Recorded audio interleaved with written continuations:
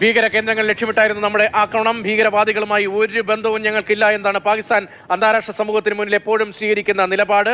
ആ നിലപാട് ശരിയല്ല എന്ന് അന്താരാഷ്ട്ര വേദികൾ UN ഉൾപ്പെടെ നമ്മൾ എപ്പോഴും തെളിയിക്കാറുമുണ്ട്. അതിന് പിന്നാലെയാണ് ഇപ്പോൾ ഭീകര കേന്ദ്രങ്ങൾക്ക് നേരെ നടന്ന ആക്രമണത്തിന് പിന്നാലെ പാകിസ്ഥാനിലെ സൈനിക ഓഫീസർ ആശുപത്രിയിൽ നമ്മുടെ ആക്രമണത്തിൽ പരിക്കേറ്റ് കിടക്കുന്ന ഭീകരവാദികളെ സന്ദർശിക്കാനായി എത്തിയത്.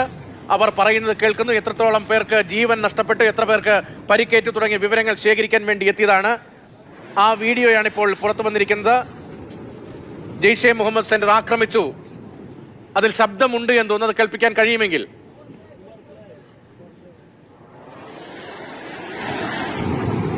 ആ വീഡിയോയിൽ ശബ്ദമില്ലാതെ നമുക്ക് കേൾപ്പിക്കാൻ കഴിയാത്തതായതുകൊണ്ടാണ് എഡിറ്റ് ചെയ്യപ്പെടുന്നത്.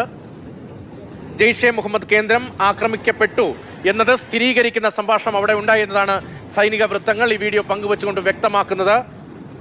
പാകിസ്ഥാൻ കരസേന ഉദ്യോഗസ്ഥൻ ആശുപത്രിയിൽ പരിക്കേറ്റ് കിടക്കുന്ന, നമ്മുടെ ആക്രമണത്തിൽ പരിക്കേറ്റ് കിടക്കുന്ന ഭീകരവാദികളെ സന്ദർശിക്കാനെത്തിയ പാക് സൈന്യത്തിന് എത്രത്തോളം ഇഴയടുപ്പമുണ്ട്? തീർച്ചയായും ഇതിലപ്പുറം ഒരു തെളിവ് എന്താണ് വേണ്ടത്? പാകിസ്ഥാൻ ഭീകരവാദത്തെ പ്രോത്സാഹിപ്പിക്കുന്നതിനും ഭീകരവാദത്തെ വളർത്തിക്കൊണ്ടുവരുന്നതിനും. നേരത്തെ രതീഷ് സൂചിപ്പിച്ചതുപോലെ നമ്മളിങ്ങനെ കോഴികളെ അടയി വെച്ച് വിരിയിക്കുന്ന, മുട്ട വിരിയിച്ചെടുക്കുന്നത് പോലെ ഇവരെ വളർത്തിക്കൊണ്ടുവരികയാണ്. വെള്ളവും വളവും നൽകി ഭീകരവാദത്തിനെ പ്രോത്സാഹിപ്പിച്ചുകൊണ്ട് ഭീകരപ്രവർത്തകരെ വളർത്തിക്കൊണ്ടുവരുന്നതാണ് നമുക്ക് എല്ലാ കാലവും അനുഭവപ്പെട്ടിട്ടുള്ളത്.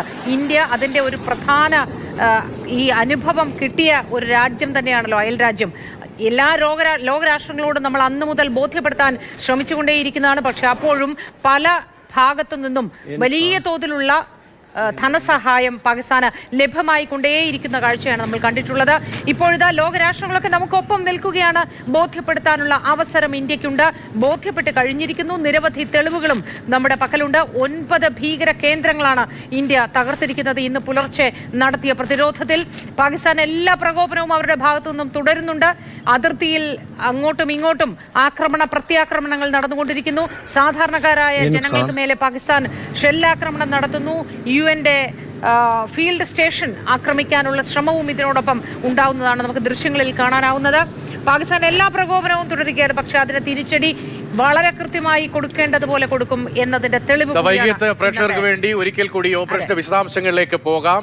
ഒരുപക്ഷെ ഉറക്കം എഴുന്നേറ്റ് വരുമ്പോൾ നമ്മൾ കേൾക്കാൻ ആഗ്രഹിച്ചതിനേക്കാൾ സുഖമുള്ളൊരു വാർത്തയാണ് ഇന്ത്യൻ സേനാ വിഭാഗങ്ങൾ നമുക്ക് വേണ്ടി കാത്തുവച്ചത്. പഹൽഗാം ഭീകരാക്രമണത്തിന് ഇന്ത്യ മറുപടി നൽകിയിരിക്കുകയാണ്. പാക് അതിർത്തി കടന്ന് ഇന്ത്യൻ സേന പ്രത്യാക്രമണം നടത്തി. പാക് അധീന കശ്മീരിലും ആക്രമണം നടത്തിയിട്ടുണ്ട്. 9 ഭീകര കേന്ദ്രങ്ങൾ തകർത്തു.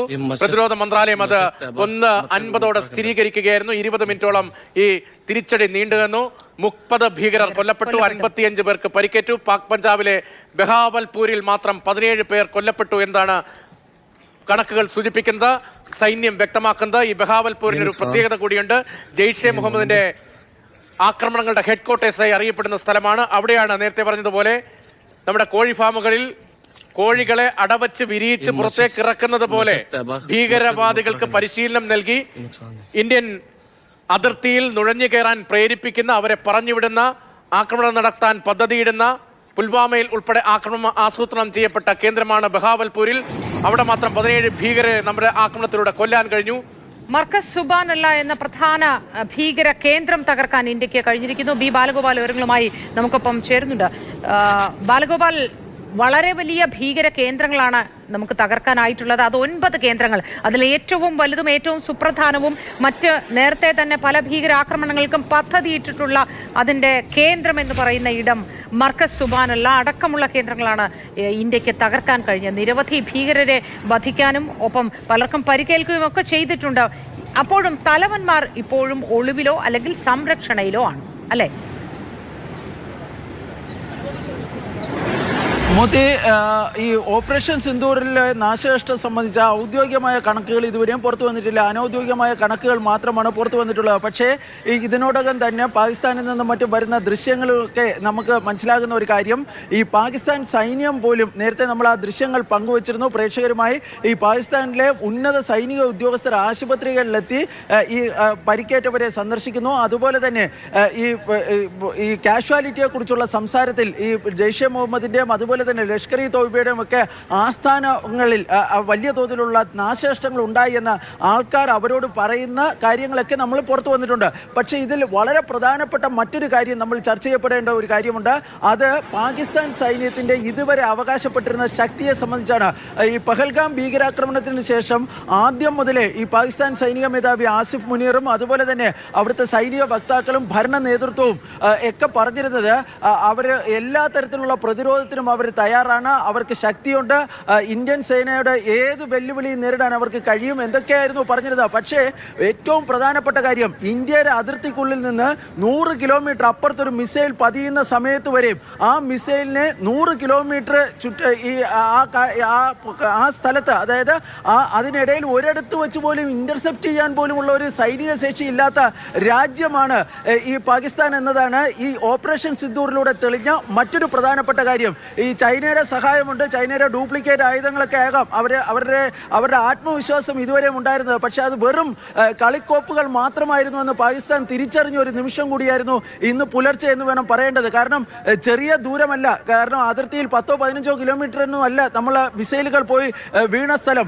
ഏതാണ്ട് 100 കിലോമീറ്റർ അപ്പുറം പോയി വീണ ഒരു മിസൈലിനെ പോലും പാകിസ്ഥാന്റെ റഡാറുകൾക്ക് കാണാൻ വേണ്ടി കഴിഞ്ഞില്ല, പാകിസ്ഥാന്റെ ഇന്റർസെപ്റ്ററുകൾക്ക് അതിനെ തടയാൻ വേണ്ടി കഴിഞ്ഞില്ല. ഫലത്തിൽ പാകിസ്ഥാൻ ഇത്രയും കാലം അവകാശപ്പെട്ടിരുന്ന സൈനിക ശക്തി അവർക്കില്ല എന്ന് തെളിയിക്കുന്ന ഒരു സംഭവം കൂടിയാണ് ഓപ്പറേഷൻ സിന്ദൂർ. അതുകൊണ്ട് തന്നെ പാകിസ്ഥാൻ ഏതെങ്കിലും കാരണവശാൽ തിരിച്ചടിക്കാൻ വേണ്ടി ശ്രമിച്ചാൽ, ചൈനയുടെയൊക്കെ സഹായത്തോടു കൂടി തിരിച്ചടിക്കാൻ വേണ്ടി ശ്രമിച്ചാൽ, ഇതിലും അപ്പുറത്തേക്കുള്ള ഒരു കാര്യം അല്ലെങ്കിൽ ഇതിലും അപ്പുറത്തേക്കുള്ള ഒരു നാശം അവർക്ക് ഉണ്ടാകുമെന്ന ഒരു തിരിച്ചറിവ് കൂടി പാകിസ്ഥാൻ സൈനിക നേതൃത്വത്തിന് ഇപ്പോൾ ഈ ഭീകരവാദത്തിന് വേണ്ട കുബുദ്ധിയല്ല നമുക്ക് ഭാരതീയർക്കുള്ളത്, നമ്മുടെ ഇന്ത്യൻ സേനയ്ക്കും ഭരണ നേതൃത്വത്തിനും ഉള്ളത്. അത് ഭീകരവാദത്തെ ചെറുത്തു നിൽക്കാനുള്ള ബുദ്ധിയാണ് എന്ന് തെളിയിക്കുന്നത് കൂടിയാണ്.